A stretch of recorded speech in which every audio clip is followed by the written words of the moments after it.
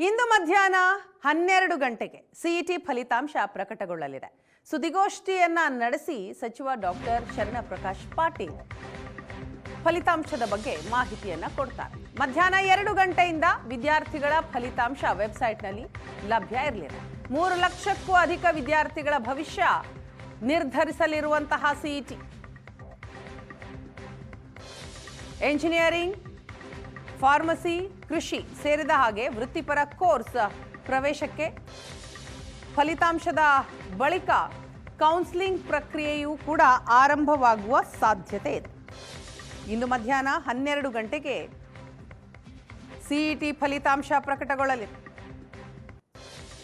ಈ ಕುರಿತಾಗಿ ಸಚಿವ ಡಾಕ್ಟರ್ ಶರಣಪ್ರಕಾಶ್ ಪಾಟೀಲ್ ಸುದ್ದಿಗೋಷ್ಠಿಯನ್ನ ಕೂಡ ನಡೆಸಲಿದ್ದಾರೆ.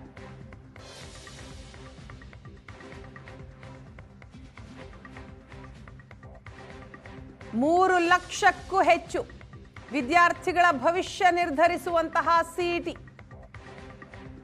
ಎಂಜಿನಿಯರಿಂಗ್, ಫಾರ್ಮಸಿ, ಕೃಷಿ ಸೇರಿ ವೃತ್ತಿಪರ ಕೋರ್ಸ್ ಪ್ರವೇಶಕ್ಕೆ ಈ ಫಲಿತಾಂಶ ಬಂದ ನಂತರ ಕೌನ್ಸಿಲಿಂಗ್ ಪ್ರಕ್ರಿಯೆಯೂ ಕೂಡ ಆರಂಭವಾಗುವಂತಹ ಸಾಧ್ಯತೆ ಇದೆ. ಸಿಇಟಿ ನಾವು ಗಮನಿಸಿದ್ವಿ, ಪ್ರಶ್ನೆ ಪತ್ರಿಕೆಯೂ ಕೂಡ ಲೀಕ್ ಆಗಿತ್ತು.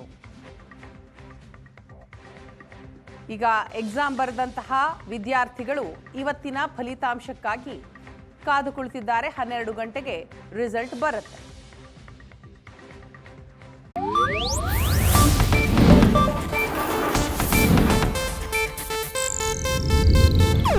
ಇದು ಏಷ್ಯಾನೆಟ್ ನ್ಯೂಸ್ ನೆಟ್ವರ್ಕ್ ಪ್ರಸ್ತುತಿ.